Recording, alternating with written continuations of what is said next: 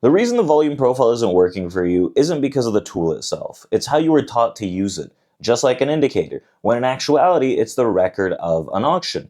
Every indicator that you've ever loaded on your chart is lagging. This is the one thing on your screen that actually moves price. It's volume, and almost nobody trades it correctly. Now, by the end of this video, you'll be able to open up a chart cold and know where price wants to go, where it'll stall, where it'll reverse, and all this before it gets there. No signals, no guesswork, just one tool developing a hypothesis around auction theory and volume.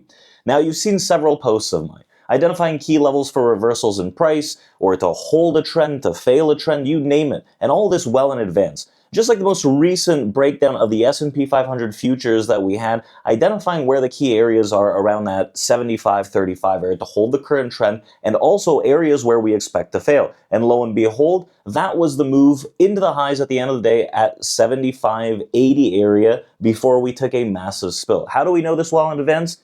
Volume profile and truly understanding what it means to read an auction rather than just the black and white surface level volume stuff. By the end of the video, you'll be able to identify these things as well and truly understand what it means to actually trade and use a volume profile. Now, I'm Vic, and I want to welcome you guys to ParaliaTradingDesk, where we'll be breaking down all things auction market theory, order flow, volume profiles, footprints, DOMs, you name it, and looking at how we can develop an edge as traders here on YouTube. Quick little intro, let's dive into this, let's look at the screens.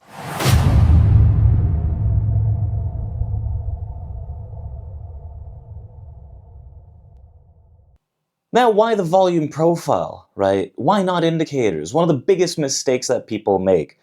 Generally, traders, they stack on indicators. You can look at RSIs, MACDs, whatever the case is, they're all lagging. They all tell you what already happened, and what we can look for is that there's one actual thing that moves price, that gives you an indication of where price is expected to go, where business got done, where business is expected to get done, and most people ignore it or treat it as just another indicator that spits out signals. And this is the volume profile.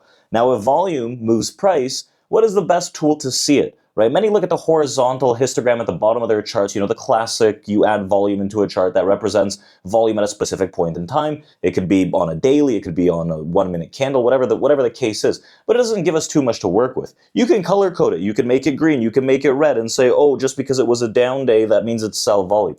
Volume is volume. They transact on both sides, buying and selling. So yes, there could be more volume on days, there could be less volume on days, but realistically, large moves, large days of movement have expected larger volume. Long story short, the histogram at the bottom doesn't really tell you too much that we can actually work with. If we flip that histogram and we plot it on chart vertically, what we see is the volume profile. We see where there is heavy volume traded. We see where there is light volume activity as well. And it immediately starts to build out the importance of levels where large players are active or where they're not active. This helps with where we want to trade and the expected direction of the move. I think the largest misconception about the use of the volume profile is looking at it at face value, meaning its components. It's very generic components. I'll talk about this more in a second, but things like the point of control, the value area lows, blah, blah, blah. Just like you would any other indicator, people do the same with the volume profile, putting it in this black or white box with the understanding that, maybe low volume nodes, value area extremes, maybe some shelves here and there, which isn't completely wrong, but you're missing a true understanding of what the volume profile represents and the power that it could hold if you use it correctly. It's far beyond just your surface level value areas, value area highs and lows, points of control. So that's exactly what I want to talk about next. What is the volume profile actually? As I mentioned, the volume profile is looked at as an indicator, where we have value areas, right, points of control, some low volume nodes, high volume nodes, and people trade based only on that knowledge, right? It's very surface level that won't bring out the true power of the volume profile. And with it, right, people might just look at it as just like another indicator that might work 30, 40, maybe 50% of the time without truly understanding what it is. A vertical histogram of activity at each price, activity dependent, not time dependent, we call it the auctions memory. It's a record of where business got done. Keep this in mind, right? A histogram is just shapes until you understand what's creating it, which is the auction. The auction is the most important aspect here. The market moves in a two-way auction between buying and selling, right? Buyers come in, sellers come in, they each want the best price for themselves, and eventually they do come together and decide, you know what, generally this is going to be the fair value, where there is an immense amount of buying and selling done overall at very, very similar price levels. So this is where the majority of the transactions take place between the buying and the selling. Thus, you have heavy volume or high volume nodes, high volume areas. This is the start of the development of auction market theory, the philosophy that moves markets that's based on volume, which shapes up the principle of the normal distribution where the volume profile actually comes from.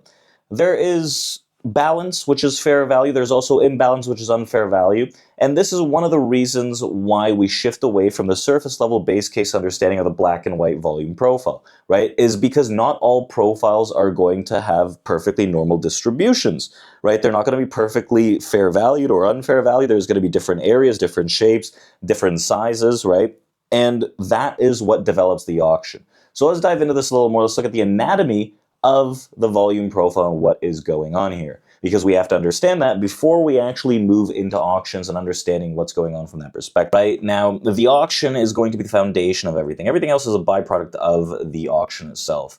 So auction market theory explains market movement. This philosophy is tied with the volume profile based on value and movement around value. But to understand that, we have to go through the basics of what the volume profile actually represents. Now, if we take a look at this on the screen, right, this is Sierra charts. This is the volume profile. It might not be a volume profile that you're used to or used to seeing, but these colorations of volume profiles, there's several different volume profiles that are stacked on this. But the purpose of this right now is to understand the actual anatomy of what the volume profile is.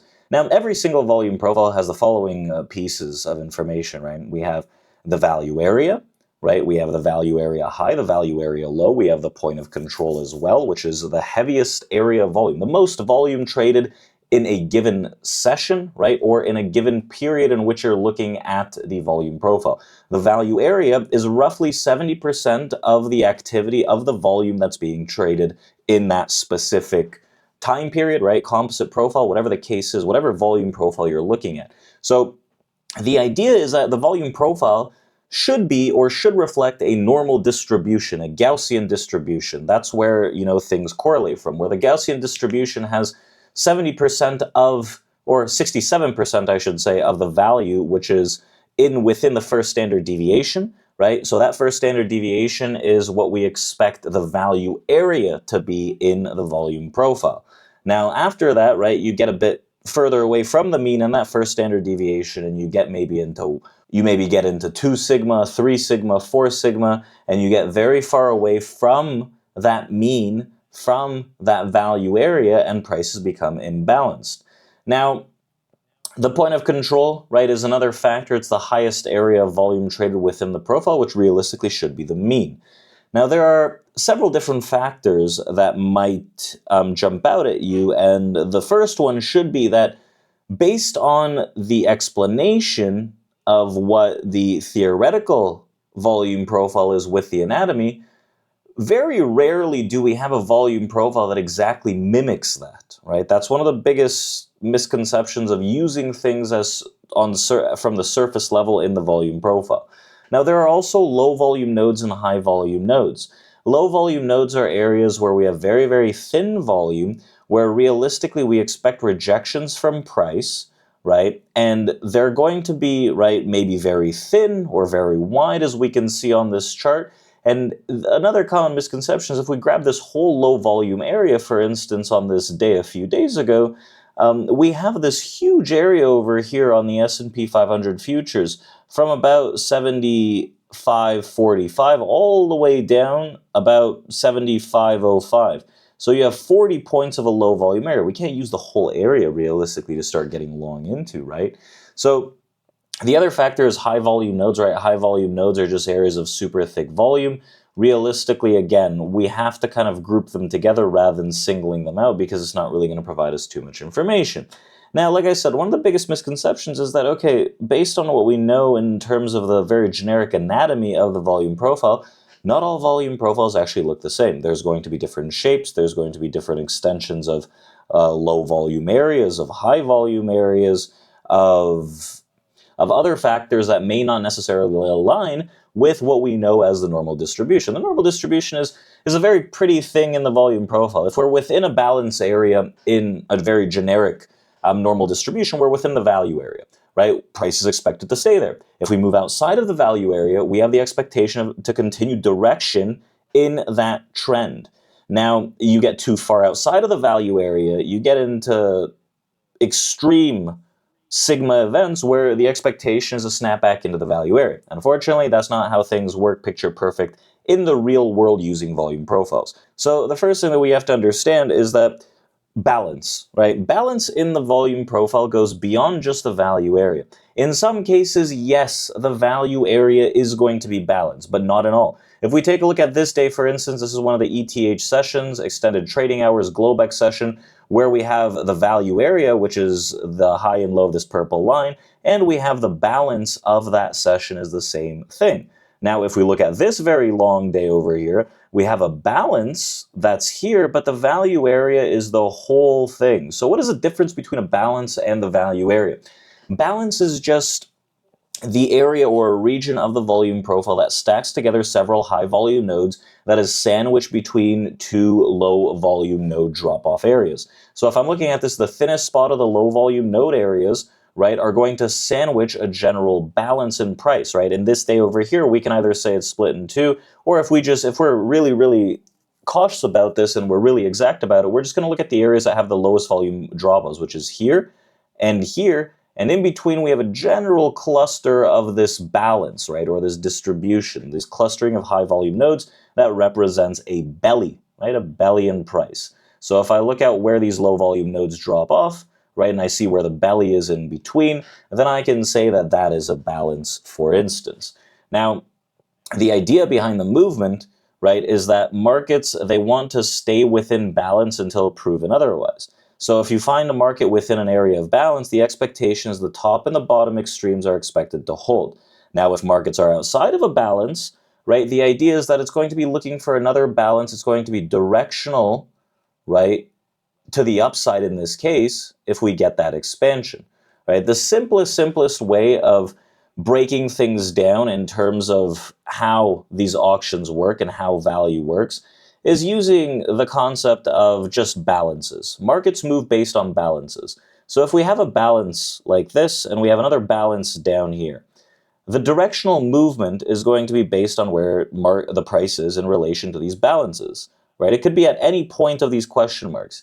Now, the balance is dictated by the area of high volume nodes that cluster together to create a belly. So the low volume nodes are going to sandwich that. I don't want balances that look like this. This is three balances. It's not necessarily just one, right? I want to have a balance that is concrete, that is firm, that is realistically one belly.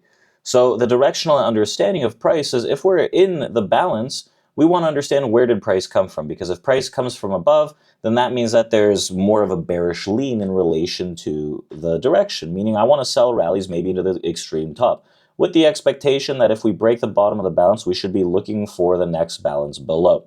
Just like that, right? If we move outside of balances, we have the expectation to find reversals realistically. So when we move outside of a balance, we want to look for the continuation into a new balance until proven otherwise. So depending on where price is at in relation to any of these balances, we just want to ask ourselves two questions. Where are we and how do we get there? What that tells us is where are we directionally, like the current momentum of the move, and how did we get there? It tells us the strength in the current movement. So if we got to the midpoint of the balance from below, expectations are that the buy side would try to hold the continuation until maybe we fail the top band of the extreme.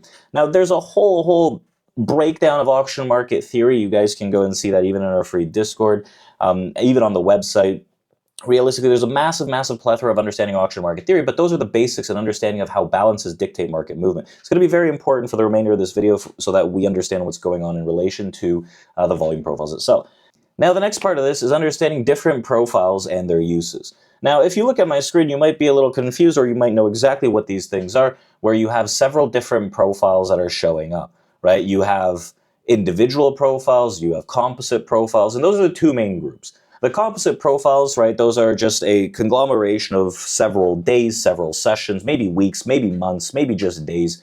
And then you also have the individual volume profile sessions, which can be just one day, or it can just be one session. So what I've got here on the screen is that we have individual profiles, right, per session. So ETH, extended trading hours, Globex, call it what you will, is going to be the light blue background.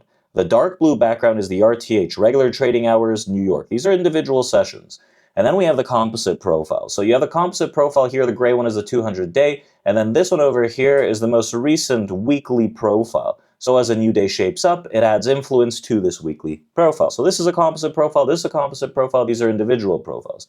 The thing with Sierra charts is you can group profiles together on an individual basis, which, can create its own composite profile of your liking, 2-3 days, maybe 2 sessions, 3 sessions, whatever the case is. Some people prefer composite profiles that are larger, right? For instance, a 200-day profile over here that can give us where the major balances are. I do like it. I do personally use it. Some people look at composite profiles that are smaller, which is the weekly profile. And again, right, I use that and I like it. Others prefer maybe just looking at the RTH profiles combined on a week-to-week basis, a weekly basis, a monthly basis as a composite.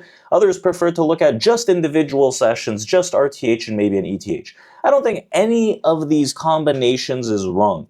If you're reading things correctly based on balances and volume profile areas, you're going to arrive at the same conclusion. As a day trader, we can mainly focus on the simplicity of composite profiles in the volume profile, because I know if you add a lot of moving pieces, some people might not view it the same way, and you might get a bit of confusion in terms of the composite profiles, in terms of, oh, things aren't lining up, there's no confluence. One of the things that you can do as a day trader to keep the simplicity there, right, keep it very simple because we're doing this on a day-to-day basis, is just look at the composite profile that is created by the weekly profile, and then you look at the current extended trading hour session going into the new session, and, right, some of the prior RTH data that might present some kind of unfinished trading. So the goal is pretty simple here. Right? What we're going to do is understand where the main composite balance is. So if we're doing this from a very simple approach, I'm going to ignore even the larger composite profile. I'm going to look at the composite profile over here, right? This composite profile on the weekly basis. Now, the first thing I'm going to do is I'm going to identify where the balances are. So I can group this whole thing and say, okay, the lowest volume node into this lowest volume node. Generally, this is the balance for the week, right? We can say about 76.40, let's call it. Again, I'm just eyeballing here, to about 75.35. That is the balance low of the week. That is the balance high of the week. And we can be done with that. We can say, okay, realistically, those are going to be the biggest areas that we want to trade. Now, we can go a step further and say, okay, realistically, there are some areas, right, within these profiles that have some level of significance in terms of these like minor bellies. What we can do is say, you know what, these are going to be low volume node extremes where we can identify areas that we could potentially trade from, right? So not necessarily do we have to use it as individual small balances themselves, right? There's one here, I missed it, but we can, right? We can say, okay, this is its own balance. This over here generally is a balance. This over here is generally a balance. This over here is generally a balance. The trouble with that, right, is that when you have very small balances in price, right, let's say from about 22 up into about 40, it's 18 points. It's not the worst, but when you start getting smaller, you start getting close to 20, you start getting under 20, right? Tighter balances create kind of tighter moves where you might not have as much directionality. You can still play the extremes overall. So we can look at where the major balances on the week. We can look at where the low volume node extremes are. And then we can take a look at the current ETH profile, right? Whatever ETH profile comes up for the following day to get a better understanding of what's going on in relation to the market movement and price. So if we take a look at this, and let's say we're using the prior ETH over here. We're using this prior ETH to get a better understanding of what's going on in relation for the next days, right? We can even go further back, right, and take a little review of what's going on in this week, because the idea is to create a storyline, right?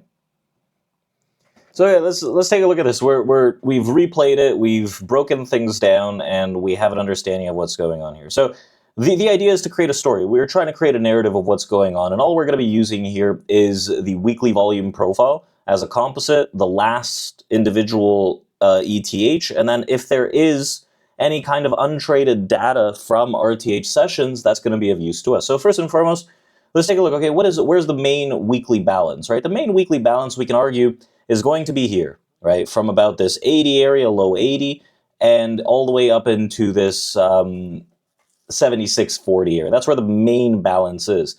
Now, if we want to split this up, what we can say is, okay, there's an area of volume drop off here, there's another area of volume drop off here, and we can also see that, right, to start the week, we had a very, very low volume kind of profile over here that created this P shape. So realistically, what is the narrative? The narrative is that under this area here, 75, 80 area or so, 75, like 78, we can give the benefit of the doubt, with a little wiggle room, maybe 83. Under this area, you have the expectation that prices are going to fall off more aggressively, right? If I look at the ETH profile, it's fairly flat, right? What I mean by that is that you have generally a balanced area, kind of a D-shaped profile. which tells us that, okay, the volume drop off into the highs here, 76, let's say 05, 07, something like that, is going to be a point of resistance, right? It's also the prior day value low, right, of the value itself, of that balance itself.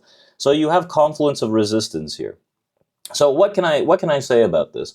I can say that realistically, as long as we're under this area, right, there is the potential that prices might want to migrate lower. As long as we're above this area, prices want to hold higher, right? And possibly we get into areas like 22. We might get into areas like 76.40. I wouldn't hold my breath because, you have to get through this value and this value to trigger the upside. You can see where the value is on the weekly. Now, if you lose this area, what do you think is going to happen? You're most likely going to get a pretty significant move to the downside, which completes the low volume area. So with that, we can use a combination of composite profiles, right, and individual profiles to start developing an understanding of what the narrative of the market is and where we can actually get areas to trade from. Because if we take a look at how the day actually shapes up, from this analysis and from this perspective, we only had about 2 different areas that we needed to trade from, right? And you can see, okay, immediately in the morning, what happens during this day is that we come down into our coveted little 80 area, and what happens? We get a very nice hold. This is the expectation for the buy side, right? Can we actually move into this area? Because if we can't make new highs, if we can't get the expansion, then things are going to get a bit rocky from there. So right away, the first test, the first trade, the first idea, fantastic. But how do things kind of shape up for the remainder of the day? Well, not so great for the buyers because we couldn't even get back into this top area, but that's not a problem because once you actually get a clean acceptance under some of these areas, you have the expectation that prices do want to roll over. They want to look for some of that sell side, and now you're starting to see the transition in terms of structure. So that's a very important topic because the next thing that I want to talk about is value migration. Right? How does value create an understanding of directional momentum and movement in price? This is a concept that you've most likely not heard of too much, right? It's most likely a concept that is not super popular, especially here on YouTube or around socials. But how value changes can really give traders a better understanding of directional strength or the reversal in the market based on auction market theory. Trending markets generally have the following sequence. Right? They create value, which is going to be a baseline balance, right? They'll create value, right? A baseline balance, and then they get an expansion. They create new value, they create another expansion. They create new value and another expansion. So if I'm looking at bullish migration, realistically, bullish value migration, what happens typically is that prices, they move, they create value at higher prices, they move, they create value at higher prices, they move, they create value at higher prices, and so on. Bearish migration is just the complete opposite of that. And these rotations, right, this is the creation of value. Now, it's not necessary that you have this kind of value to continue the trend, but it is one of the components that really helps with understanding value migration.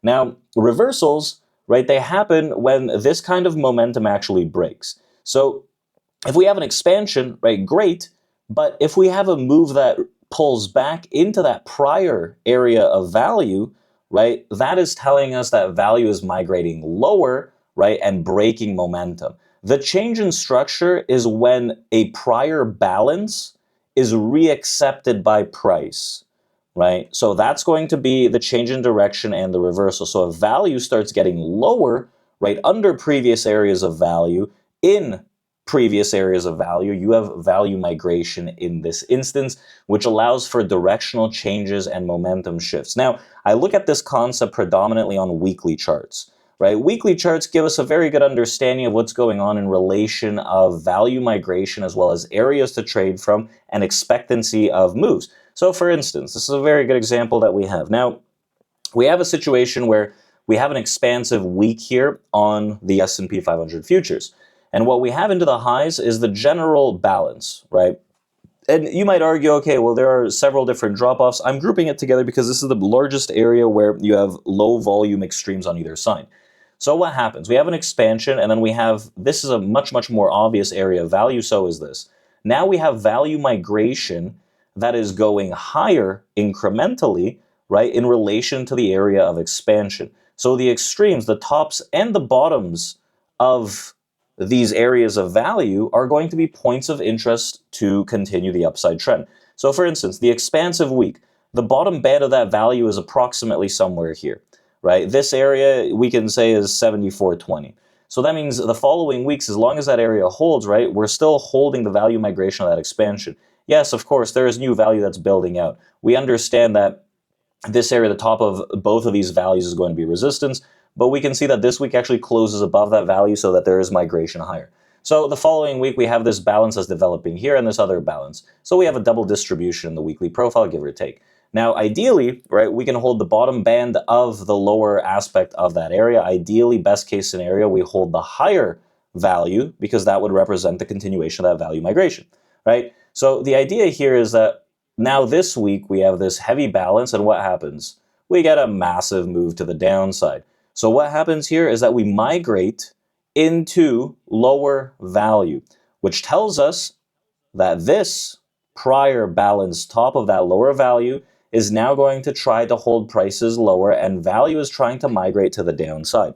So the following week we have another move to the downside, but now we're building out value. Very interesting, very, very well put together. This is very clean value, right? You have only low volume at the extremes and a drop off over here. So now this value, right, from a failure below, it's trying to migrate back into this upper balance, which can tell us, oh, you know what, we actually might see a move higher. So value migration can be seen on weekly profiles like these profiles or daily profiles that can help you more with the understanding of directionality and momentum. Now, when we're looking at the volume profile, right, I gave you guys an example and a breakdown of how we kind of go about this step by step in terms of developing some kind of plan or understanding. But let's take a look at that a little more concisely and organized. So based on what we know so far, we can put things together to develop a daily trading plan that is based on the volume profile concepts, right? The goal of the plan and the analysis that we do using the volume profiles is to identify trades in the market. Every plan that we come up with, the sole purpose is to identify where do we trade from, right? What is the trade? So the idea is that when I go through the analysis, I can pick out maybe like 2 to 4 trades on a day-to-day basis, and I really want to push myself to only take those trades. Anything in between those trades that are not at the areas or the direction that I'm expecting based on the hypothesis that we're coming up with, those are going to be forced trades which have much, much lower probability to actually succeed and can really just turn into losers. There are other concepts that would help me pull the trigger in relation to confirmation.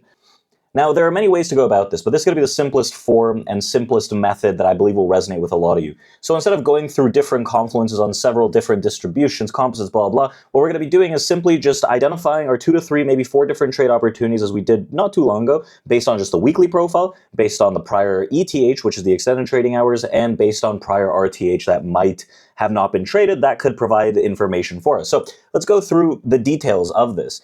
The idea is we're going to create a narrative through analysis to develop the trade ideas that we'd like to see based on the expected direction. We can identify trades that are with the direction, we can identify trades that are against the direction, and realistically there are going to be high probability moves if we're using the volume profiles correctly. So first and foremost, we talked about balances. Where is the balance? Where is the largest balance that has been traded? First, on the weekly. On the composite profile, we're going to drive into the weekly profile, and we can see the volume drop-off is pretty significant at these 2 areas. We can say, generally, this is the overall balance of the current week. Now, if nothing's developed yet, use the prior week. So for Mondays, for example.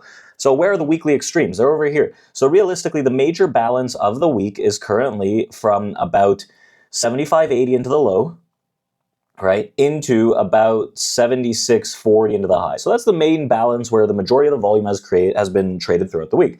Now with that, we can identify other extremes on this composite profile. So for instance, this like low 20, for instance, somewhere over here, we can say into this 76.05.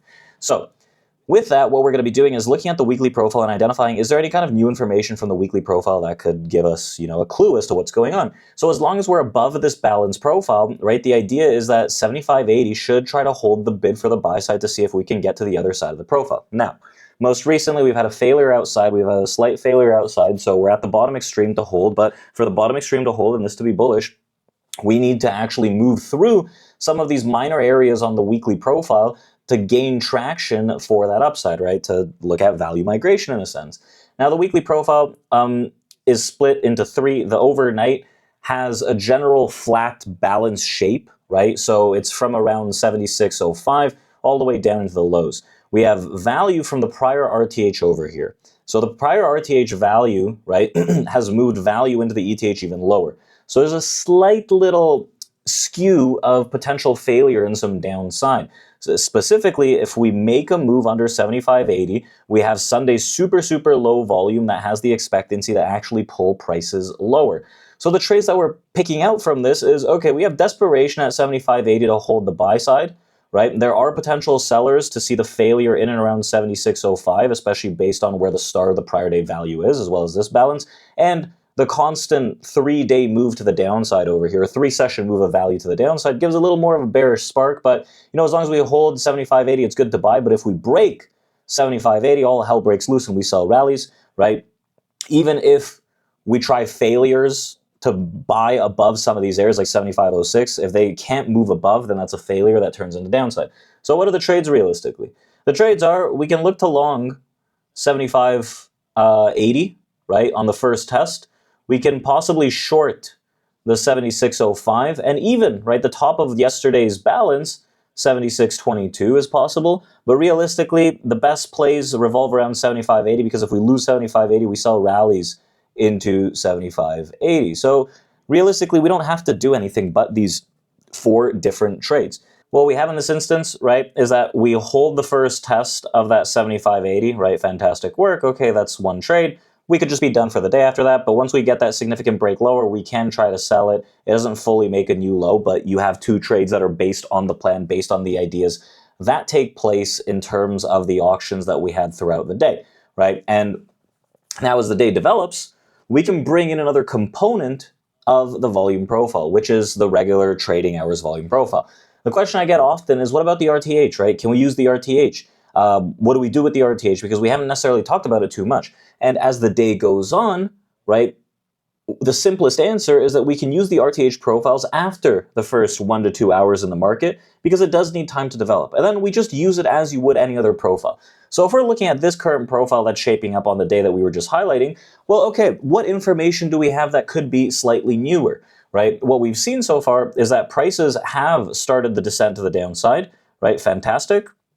We've had a move under this 80 area. We clean up some of this low volume, but, right, we did try to push back above it. However, what we see clearly here is value migration of balances incrementally lower, and that's cemented by the current session profile, right? We have a new balance top at a lower price. We can say, it could be between 75.95, right, somewhere at 75.95 and 7600 area. So it's not necessarily the main area that we were talking about earlier, but we can use this individual regular trading hours profile as developing to give us an idea of, okay, realistically, we can look to sustain this area on the sell side for value migration to the downside. There's a higher probability of that. Yes, around the 70, we have the value low. You have lower lows and lower highs, so the higher probability trade is most likely going to be to the downside. We can also take into consideration what is going on in and around that 70, right? There is a possibility of looking for longs. At this point, we look at this as a fade against structure, because obviously structure is going down. We have balances to the downside. This just happens to be the balance low. So if we do break it, it presents an opportunity for that downside momentum, which I would be more inclined to try to sell rallies into this thing, right? Rather than me trying to buy it into that balance low. But we can lean on that balance low that has been developing throughout the day as an opportunity to look for some of that long side, right? So for instance, we get this move back into that area, right? What happens at this point? We're coming into some news, which is going to be the FOMC on this day, right? So what? You get a nice little move from the balance low into this absorption, so on and so forth, around that 70. Okay, it's a good little move, but look at what happens afterwards, right? You get news and things obviously change drastically. In this situation, you have more downside naturally, considering what is going on. Now, news or not, right, we can still use our values and our balances to continue with the directional pressure and the momentum of this. Now, the final piece of information for using volume profiles. Whether you're looking at it on a day trade perspective, using the ETH, the RTH composite profiles, whatever the case is, one of the biggest mistakes is treating the volume profile as a complete system with just the volume profile, right? It's the map, not necessarily the trigger. For me, the way that I approach the futures market is just half the system.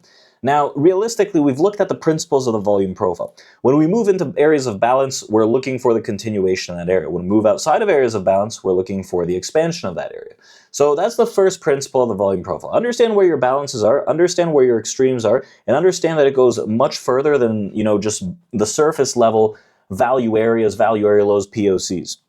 If we use the concepts that we've talked about today, we should have a very clear understanding of where direction wants to kind of hold out, how directionality moves in the market overall. But, right, to really pull the trigger, there's a concept that we can add into this to make it a bit better. For instance, order flow. This is a video and, a breakdown on its own. But if we look at it from an order flow perspective, realistically, some of these trades that we're shaping up, we can get a better idea of how to pull the trigger in the situation. So for example, the first test. If we want to be buyers at 75.80, for instance, down into this area. Now, if we take a look at the S&P in and around that 75.80 area based on the order flow, because, okay, we have the idea there based on the auction theory, but the order flow can really help us pull that trigger. So number one, right, this is the footprint. You have this prior buyer that extends into the area. So am I just going to shoot it blindly? Maybe not. I want to wait to see if there's a reaction against this prior buyer, and we can see that there's an area over here that gets absorbed pretty quickly. This large bubble over here is a large order that allows us to identify that someone is coming in pretty aggressively. So when we start moving above it and more people get trapped, we have the idea that this buyer is indeed trying to hold. Now, when it comes to order flow, obviously there is a lot to understand. There's a lot to break down. We'll do videos on that in the future, talking about footprints, talking about different order flow tools like Delta, even the depth of market. But for now, the whole point of this video is to get you guys to understand that the volume profile is much, much more than just what's on the surface, right? Because a lot of people use it incorrectly. And they go by just the simplicities of value areas, value area highs, POC, stuff like that. But if we add that factor of auctions and auction market theory that helps us understand what balances look like, what balances are, then we have the idea of looking at this thing as a whole to understand how the market actually moves based on that information. So remember, understand where the balances are, and from there you can have a better sense of directionality, areas to trade, and developing a trade plan like we saw today. The big idea is that the volume profile is not just an indicator. We're using it as an idea and concept to understand how the auction actually works in the market. It's dynamic, and breaking it down today is how we look to read it, use it, and identify trades. So if you guys truly enjoyed the video, hit that like button, hit the subscribe button for more educational content that comes out on a week-to-week basis. And remember, there's a free newsletter and a free Discord in the link down below. I'll see you guys there, and welcome to Paralia Trading Desk. Let's chat next time.